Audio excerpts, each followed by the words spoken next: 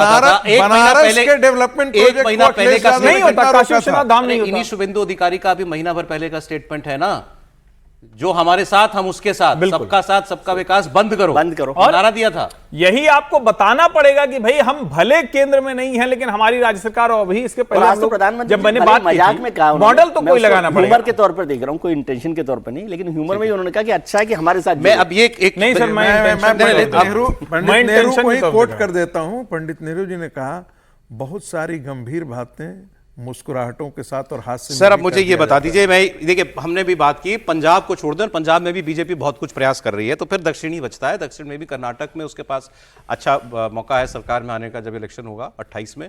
उसको तेलंगाना में जो है, तेलंगाना में भी 28 में है। अब देखिए उनकी जो हंसी मजाक की बात हुई है, कहीं कोई गंभीर ना हो जाए बात ये।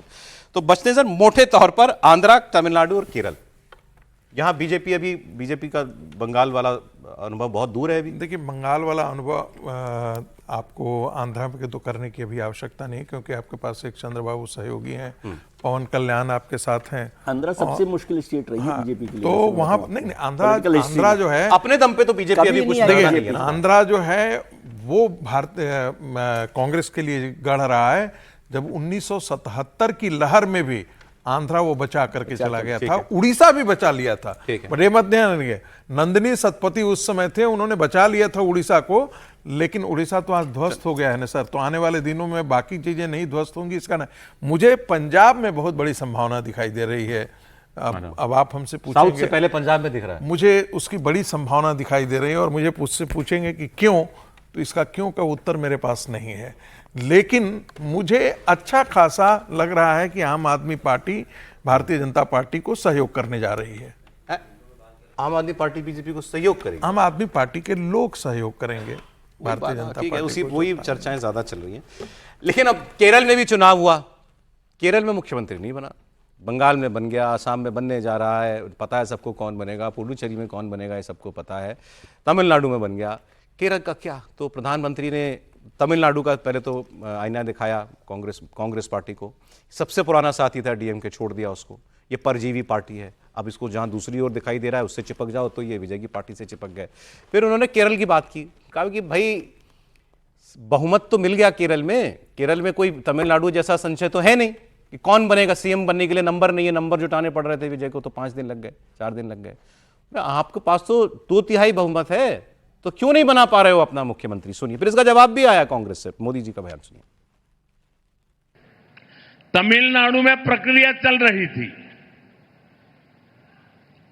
और इनकी इकोसिस्टम दिल्ली में बैठे बैठे देश को गुमराह करते थे कि देखो 4 तारीख को नतीजे आ गए, 5 हो गई, 6 हो गई, 7 हो गई, 8 हो गई, तमिलनाडु में सरकार नहीं बन रही है। अरे भाई केरल में तो पूर्ण बहुमत है, वहां तो बना लो।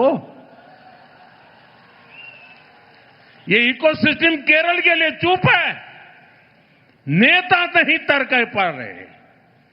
2.5 साल की फॉर्मूला करे कि 1-1 साल के 5 मुख्यमंत्री की फॉर्मूला करे, अभी तक उनको नतीजा हाथ नहीं लग रहा है।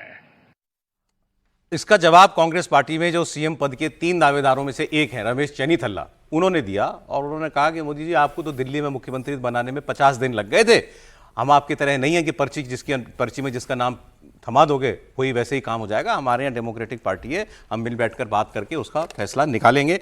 वो क्योंकि लेकिन खुद दावेदार हैं तो उनका ये कहना बनता ही था। लेकिन मोटे तौर पर खबर केरला की ये है, राहुल गांधी केसी वेणुगोपाल को मुख्यमंत्री बनाना चाहते हैं। ऑब्जर्वर भी जो लौटे हैं केरल से वो यही बात लेके लौटे हैं कि विधायक इनके साथ हैं। और राहुल गांधी, अब जो जानकारी है वो राहुल गांधी भी इस पक्ष में है कि विधायक चाहते हैं तो केसी वेणुगोपाल को बनाया जाए। अब इसकी वैकेंसी दिल्ली में बन जाएगी। जो ऑब्जर्वर गए थे वेणुगोपाल जी को मुख्यमंत्री बनाने के लिए वो लौट आए हैं।